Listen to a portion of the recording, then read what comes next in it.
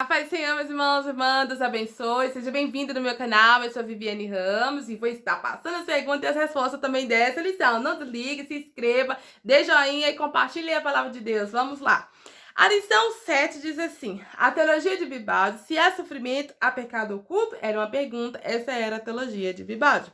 O textuário diz assim: se teus filhos pecarem contra ele, também ele os lançou da mão da sua transgressão. Jó, no capítulo 4, versículos 7 e 8. E a verdade prática diz assim: a existência do sofrimento não quer dizer que haja pecado oculto. Era essa a verdade prática. Então, a existência do sofrimento, ou seja, se você está sofrendo aí, passando por luta, por tormenta, por perturbação, por perseguição, por humilhação e até por calúnia também, injúria, não quer dizer que você pecou e agora é consequência disso tudo. Não, nós vamos aprender sobre isso, né? Era o estado de Jó, mas Deus deu vitória para ele. Glória a Deus e aleluia. Era uma acusação que Jó estava passando.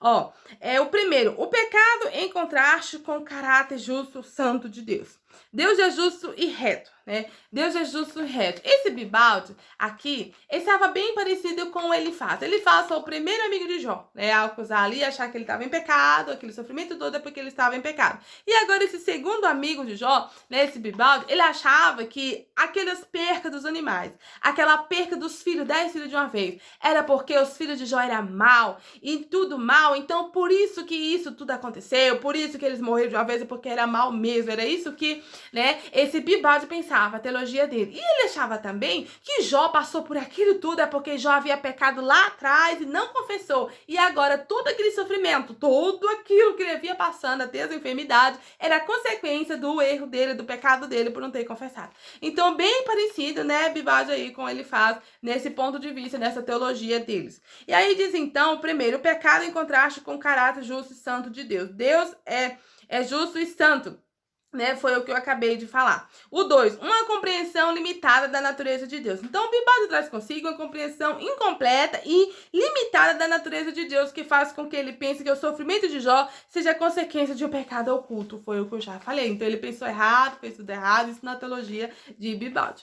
E essa teologia era tipo uma tradução, um costume que eles haviam. Então, mas não era o caso de Jó. O Jó estava passando por prova, por luta, por provação. Realmente era uma perturbação, uma coisa horrível, né? Que Deus ordenou, né? Deu ordem para Satanás tocar até na saúde de Jó, né? Perdeu tudo que tinha, a saúde, os 10 filhos de uma vez, mas era para provar para Satanás que Jó não ia blasfemar contra Deus. Então era um desafio entre Deus e Satanás. Então sabe o que aconteceu? Jó continuou fiel, né? Na outra lição, como eu ensinei aí, falei que Jó, ele amaldiçoou o dia que nasceu, mas não amaldiçoou Deus. Deus, ele falou, Deus me deu, Deus tomou, bendito seja o nome do Senhor. Ele exaltou, né? Louvou e falou, bendito seja o nome do Senhor. Ele continuou fiel e não blasfemou o nome do Senhor. E aí o Satanás foi derrotado e a vitória, né, foi de Jó. Aleluia, porque Deus já garantiu, Deus já sabia disso, porque ele é onisciente, sabe todas as coisas. E o nome do Senhor é glorificado, né, porque Jó foi fiel e íntegro, temente a Deus, desviou do mal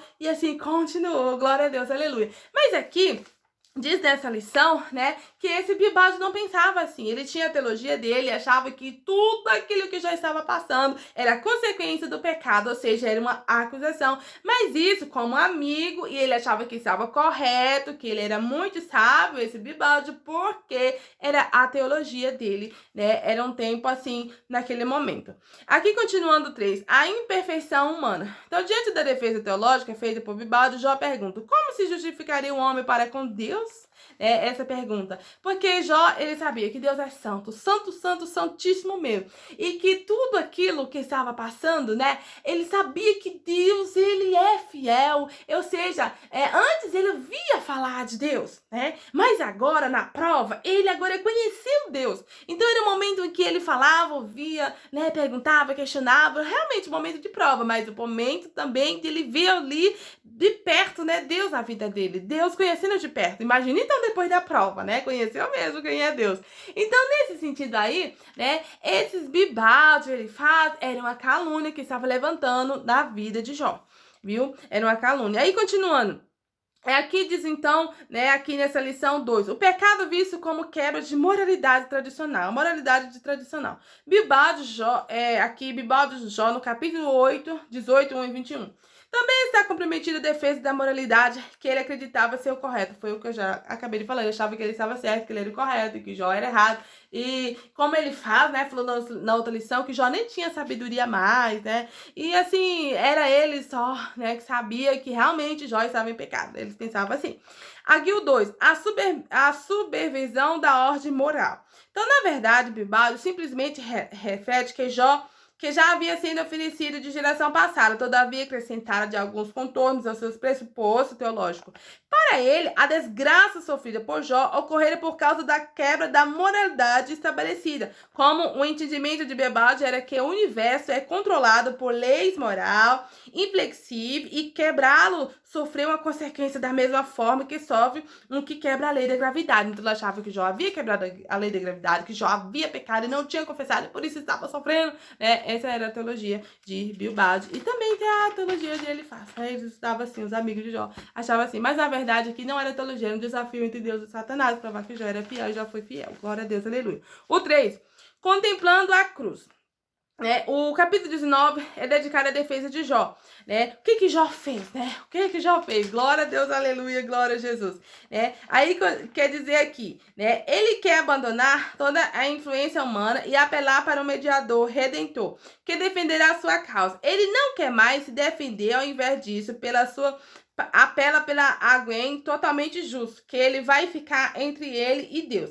E aí que ele contempla a cruz. Jó contempla a cruz. O que Jó fez? Eu sei que meu Redentor vive. Então, esse Redentor aí quer dizer, né, uma pessoa ali, né, significa alguém que defendia uma família, né, familiar, quando esse não podia fazer a sua própria defesa, ou seja, ele era indefeso, mas sabia que o Redentor vive, que Deus é o nosso advogado, era o advogado dele que ia dar vitória, glória a Deus, realmente vive mesmo e deu vitória para Jó, glória a Deus, aleluia. Então aí, continuando no 3, o pecado em contraste com a majestade de Deus, a grandeza de Deus. O terceiro discurso de Bebade é feito para exaltar Deus e rebaixar Jó. Então não foi fácil nesse outro discurso, né, aí de forma poética, mas o nome do Senhor, ele é glorificado para todos sempre. No capítulo 25, ele destaca a onipotência divina. Deus é grande e poderoso. Por isso, nada há de errado quando Bilbao defende a majestade do Altíssimo.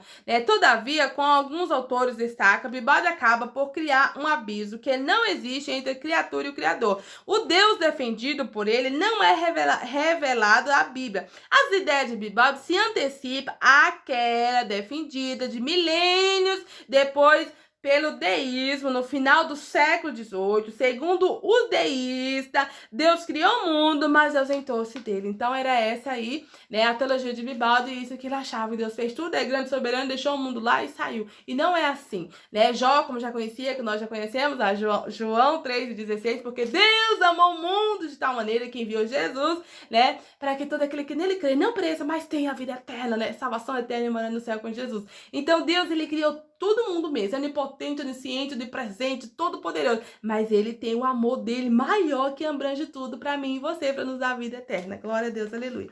E aí, continuando aqui, né, ele nunca exaltou seu poder e grandeza acima do seu amor. Ele não disciplina simplesmente porque é grande, forte e soberano, mas porque ama. Então é isso aí, o amor de Deus é grande para comigo, para com você, né? E supera tudo e todas as coisas. Glória a Deus e aleluia, Jesus. E aí, então, vou passar aqui a pergunta para vocês, né? E nessa pergunta aqui, diz assim... antes eu quero falar a conclusão. Nessa lição, vimos que o debate entre Bibaldi e Jó assume alguns contornos teológicos mais relevantes. Bibaldi faz 3 discursos teológicos e em cada um deles põe sua destaque e sua crença. Ele não crê na inocência de Jó e por isso atribui seu sofrimento. Então, a existência, né, do pecado. Então, Bibaldi achava que Jó não era inocente, que estava em pecado e tudo era errado, né, como eu já expliquei. Assim, ele orienta Jó a viver segundo os ditames da tradição e, como consequência, empurra para um moralismo da natureza apenas religiosa. Então, por último, quando quer que exaltar a grandeza de Deus a qualquer custo, acaba por criar um abismo intransponível entre o Criador e a criatura. Então, está aí essa conclusão. A primeira pergunta. A teologia de Bibaldi pode ser classificada em 2 esferas, né? Os maus e os bons. Tá aí. O que Deus já havia testificado de Jó, né? A integridade da justiça de Jó. A terceira pergunta. Para Bildade, porque a desgraça se abateram sobre Jó, né? Por causa da quebra de moralidade e estabelecida. A terceira pergunta. A quarta pergunta. Segundo, né, a lição, qual o significado da palavra redentor? Defendido a familiar quando este não pode fazer sua própria defesa. A quinta pergunta. Como Deus deve ser visto conforme as escrituras? Seu amor não deve ser visto apenas por força, mas sobretudo por seu amor. Ele nunca exaltou seu poder, grandeza acima do seu amor. Ele não disciplina simplesmente porque é grande, forte e soberano, mas porque eu amo. Então tá aí, né, a pergunta, as respostas. Que Deus abençoe e fique com Deus e a paz do Senhor.